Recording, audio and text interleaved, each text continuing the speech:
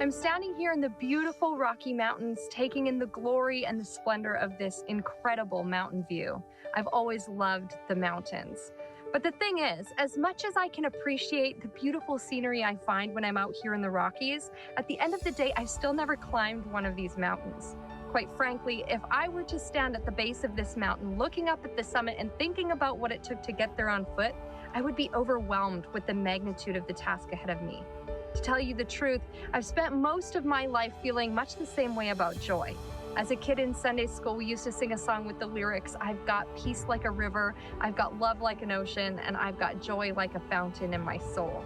But to me, joy never felt like an abundant fountain at all that overflowed in my life. Instead, joy felt much more like a mountain. Because joy didn't come naturally to me. It was a constant challenge. And standing at the base of that mountain of joy, I could only look up at the summit with an overwhelming feeling of hopelessness, knowing I wasn't cut out to make that climb. And maybe you felt the same way about joy.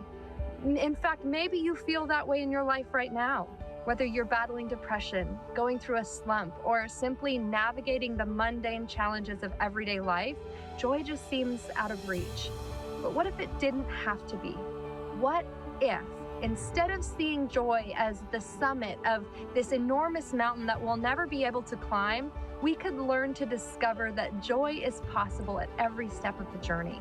What if we understood that the mountain we're climbing isn't joy after all? It's simply life. And rather than joy being some far-off distant goal, instead it's a powerful tool that can revolutionize our experience and propel us up the mountain. Proverbs 17:22 says, "A joyful heart is good medicine, but a crushed spirit dries up the bones." And I'll tell you what, climbing a mountain sounds hard to me at the best of times. Never mind trying to do it with dried up, brittle bones. And God knows that. He knows that in order to navigate the mountain of life, we need all the help we can get. And so He offers us this powerful gift, this good medicine to help us. He offers us joy, His joy. Joy that isn't defined by our circumstances. It's not something we have to strive to achieve or strain toward like the peak of a mountain. It's simply something we receive when we rest in Him, when we allow Him to be our guide up the mountain, instead of trying to navigate it on our own. And when we do that, suddenly joy doesn't seem so out of reach. It becomes for us what God intended it to be all along: a healing agent, fuel for our journey through life. Good medicine.